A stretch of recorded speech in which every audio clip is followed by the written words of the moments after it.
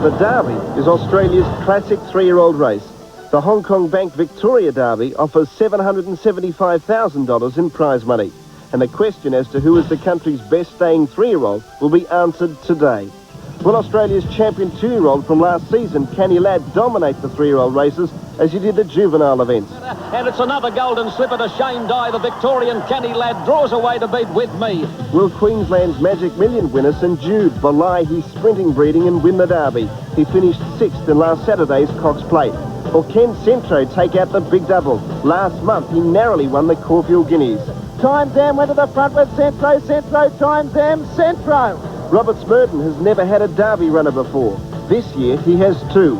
Abandon War, the Iron Horse, who has been working up the mountains in Ballarat, won the Derby trial at Geelong at his last start. Abandon War in front, the Guida lunging, Abandon War. His stablemate, Big Dermot, an athletic 3-year-old who has unlimited potential. The Colin Alderson train, the Guida, was set for the Derby after winning a maiden at Bendigo in April. Now the gelding has won 4 of his 10 starts and is one of the most promising staying 3-year-olds in the land. Bart Cummings is looking for his 6th Victoria Derby winner in What a Hit. Or can the filly, Lycra, upstage the Colts? Who will win the 1990 Hong Kong Bank Victoria Derby?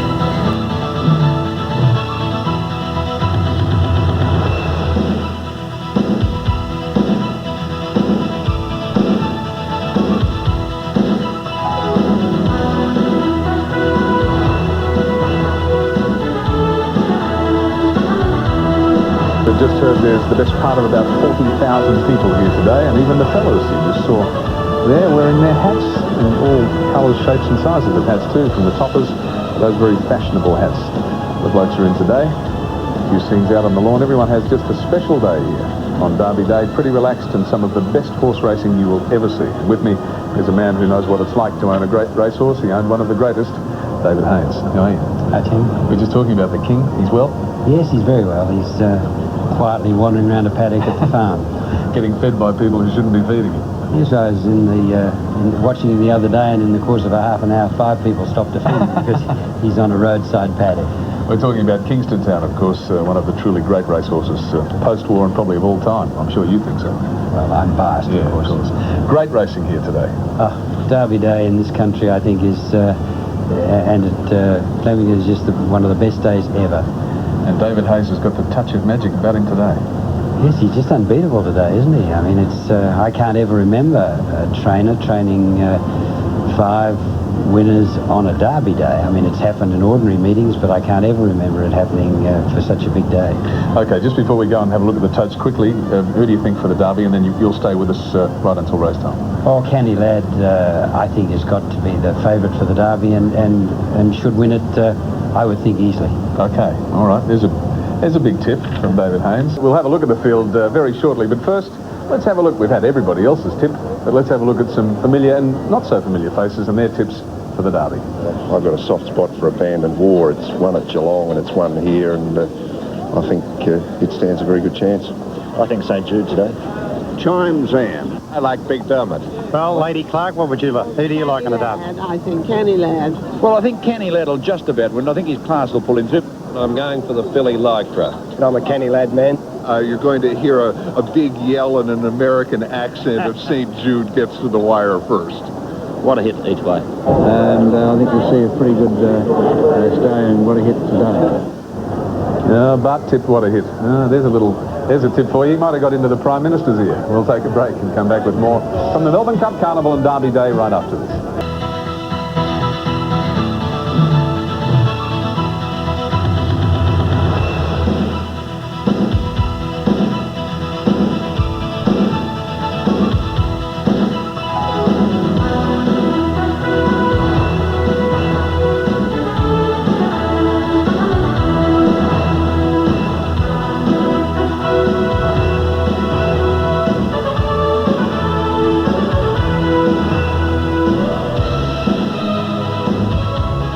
Something about the morning suit and top hat. I don't know quite what it is, but there's something about it.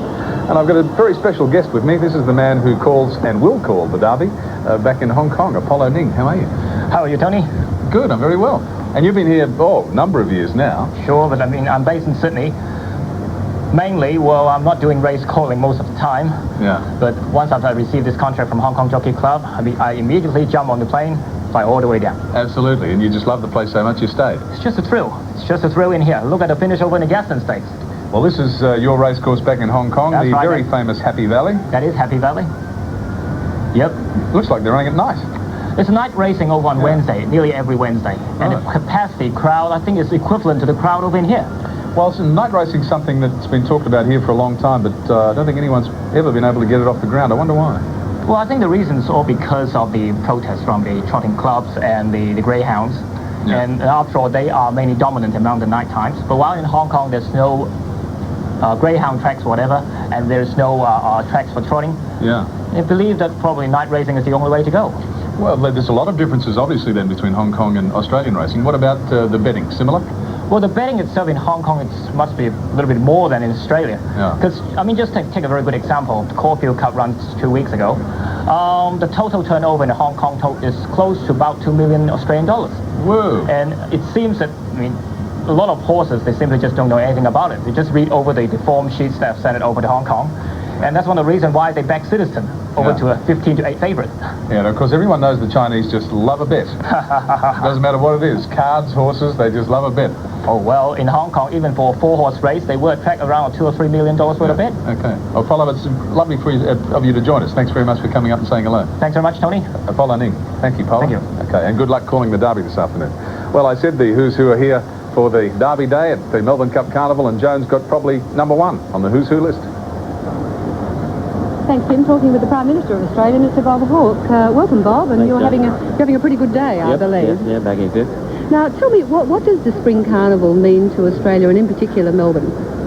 Well, I think Australia's very well known right around the world for the excellence of its racing. It's one of the things that surprises me about Australians. They don't realise not just what a big sport it is, but what a massive industry it is. It would be one of the biggest employers of labour in Australia when you look at all the aspects of racing, and so I love it as a sport, and I also love it as a big employer of labour.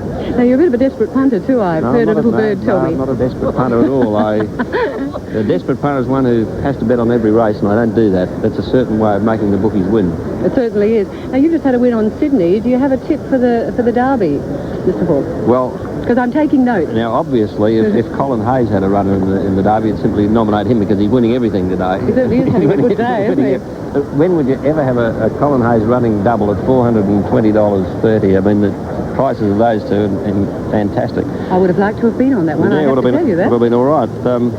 Well, I've tipped without a great deal of confidence. What a hit. I mean, Canny Lad's obviously the favourite. It's a class horse, but I just have a feeling it mightn't get the distance. What a hit. Big Dermot's good chance. What odds can we expect on What a Hit? Well, What a Hit this morning was about 6, was it? Let me see. You've marked all this. Look at your marking. Oh, well, you've got to have a right. You're not missing anything here. You've got to have, yeah. Well, I think What a Hit's about was 10 to 1 this morning. I don't know what price it'll be, but you must probably plummet now. You realise that? No, I don't know. It's a hard race. They all have been. So What a Hit. I have to make a little note in my book. Number 8. Yeah, each way, a bit of a chance. Now, you're a regular Derby goer. Do you find time to come to the Melbourne Cup as well? No, Parliament's usually sitting on Cup Day, but this is the best day's racing on the racing calendar anywhere in Australia. It's recognised as such. A magnificent range of racing from the 2-year-olds right through to the classic for the 3-year-olds, the Derby. And the two, very importantly, it's the day which determines in most people's minds what the chances are for Tuesday's Cup, because you've got the McKinnon and the Dalgety, and they provide a very good, historically, a very good lead to chances on Tuesday. I mean, anyone who picks the Melbourne Cup winner before today is mad. So you're not going to give me a tip for the Melbourne Cup on Tuesday? I refuse to tip before the 2 races here today, yet to be run. So you're not going to be here on Tuesday. I'll be here on Tuesday, and I'm sure I'm going to enjoy it along with hundreds of thousands of other people. You're Parliament sitting. So do you get along to Oaks Day on Thursday? Oh, no, we're sitting the I always like to say this is the best day's race. I mean, Melbourne Cup's a great atmosphere for the Melbourne Cup itself, but it's the only race as a race program. It's very ordinary apart from the Melbourne Cup. It's not good for punters, really, is it? I mean, except for the punters like me, the mud I'll tell you a very interesting statistic I heard last night, which I guarantee there would be virtually none of your viewers would appreciate. It absolutely staggered me. Last year there were about 16,000 people at the meeting in Sydney on Melbourne Cup Day, and there were about 70 or 80,000 people here in Melbourne, and they held more at Sydney with 16,000 people than they did here with about 80,000. Isn't it remarkable? Oh, yeah, well, it staggered me, but I'm assured that that's correct. That's amazing. Well, it says something about the relative punting predilections of Sydney and Melbourne. It certainly does, doesn't it? Well, Mr. Hawke, thanks for sparing some time for us today. I know you want to go off and place a bet, so we will let you do that. And as I said, thanks for very much. sharing a bit of time. Talking with the Prime Minister, Mr. Bob Hawke, and Tim, there you have it. The tip is, what a hit, number 8. Yeah, Joni, I noticed you writing everything down. He takes the academic approach to his horse racing, the Prime Minister, and just loves it. We'll take a break. Back with more after this.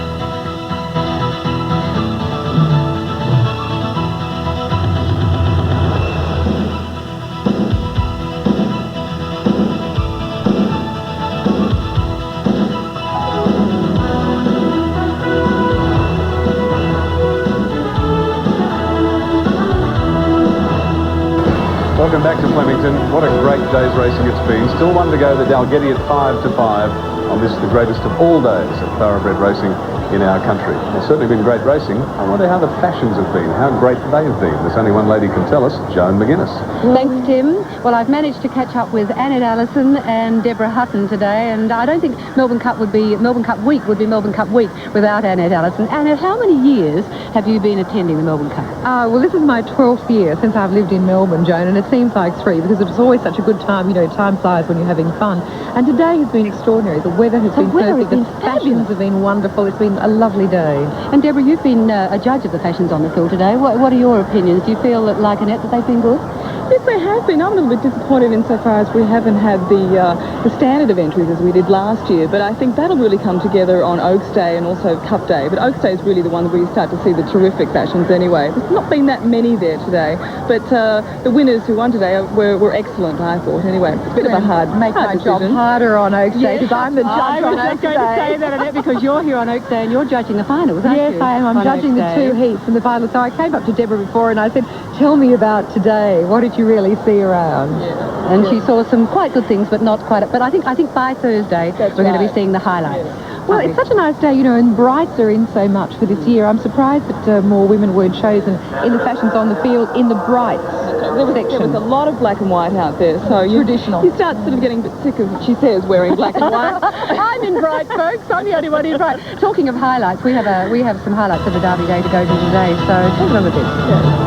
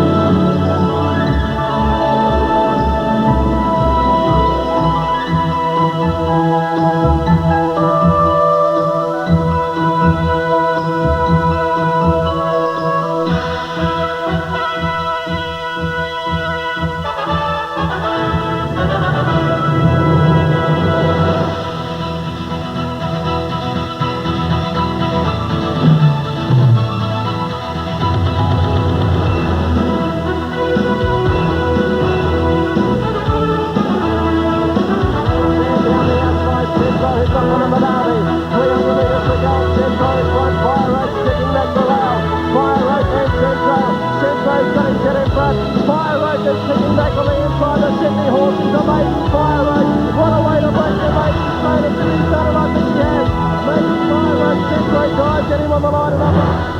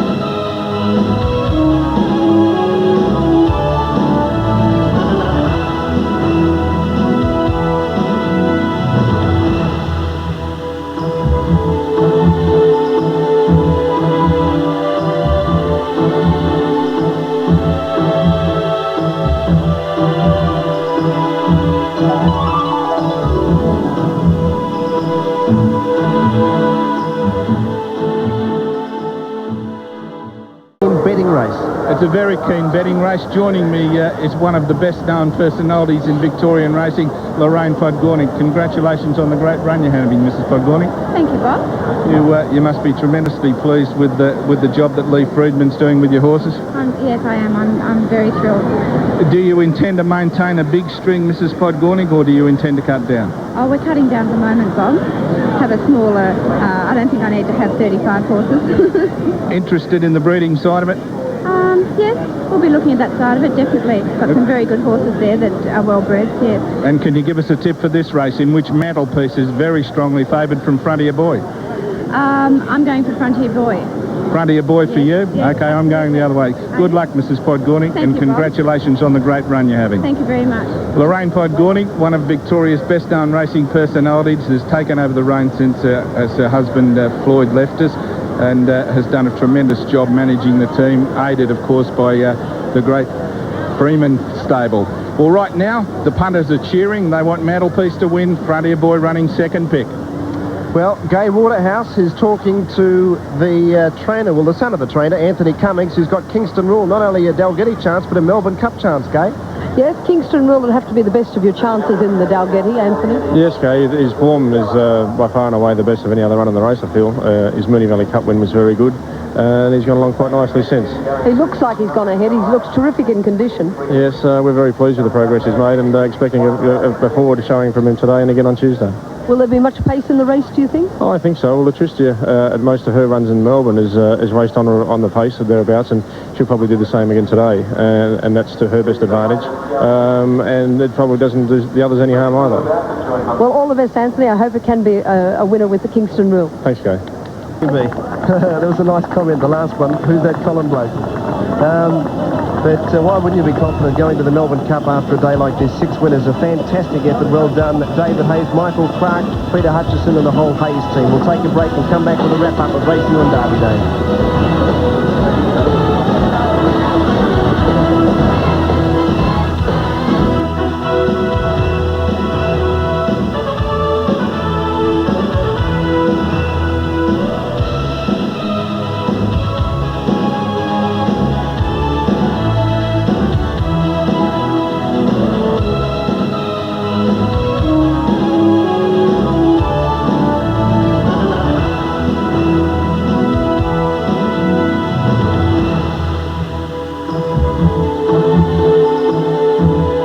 As they say, the winners can smile and the losers can make their own fun. I've managed to grab a quick chat with the winning jockey of the Derby, Brian Hibbert from New Zealand. G'day. How are you? Terrific run. Yeah, real good run. Very pleasing. Come over here, one ride, win the Derby, pick up the ride on Savage Toss in the Cup. Yeah. And then back to New Zealand for the New Zealand Cup on Saturday. A lot of fancied horses. We're just having a look at the replay now. Canny Lad, for instance, we're saying that something must be wrong with him because we thought he performed better than that. But as we watched the last 200, how about you describe it for us? Because he came back for you, didn't he? He led them up from the top of the turn. The other horse, Centro, actually headed them here. He's a very determined horse. He fought back extra well. That's been his character right through from when he rode him in Sydney. You know, he was a maidener. But we thought he could win the Derby on the mere fact that he's a fighter. Yeah, and what about on Tuesday? Savage Toss, the big Argentinian stallion? Must be a chance. Got to be a show. Lee Friedman's got him back in form. His form in Argentina, I think he's won 2 over 3,000 metres. Yeah. He's a front-running horse. I like riding front-running horses. I'll give it my best shot. I'm sure you will. Mate, thanks for coming up and joining us, and well done today. Great ride. Thank you. On a great horse. Brian Hibbert, the jockey on that winner in the Derby, Dan, and it was a great ride from a pretty fighting Kiwi.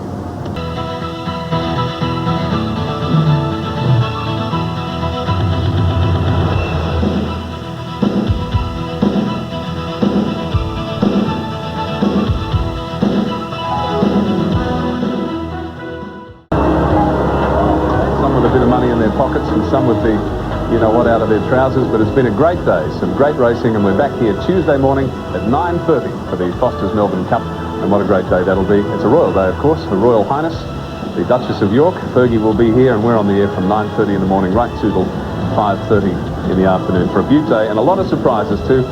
Dan, after today, I think a lot of our experts have thrown their form guides up in the air. Are you still a Citizen man or not? No, I never really followed the horse. I don't often jump on bandwagons, Tim, and I sort of haven't got onto the Citizen bandwagon. We'll leave you from here. See you Tuesday morning at 9:30 from the Melbourne Cup. I'm Tim Webster. Look after yourselves. Goodbye from Flemington.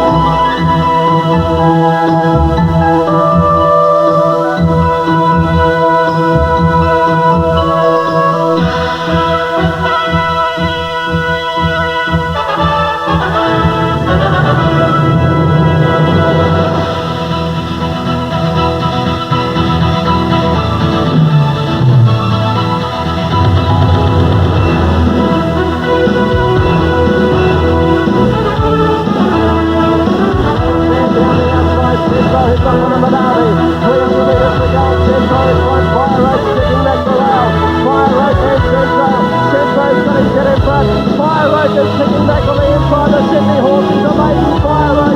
What a way to break the race.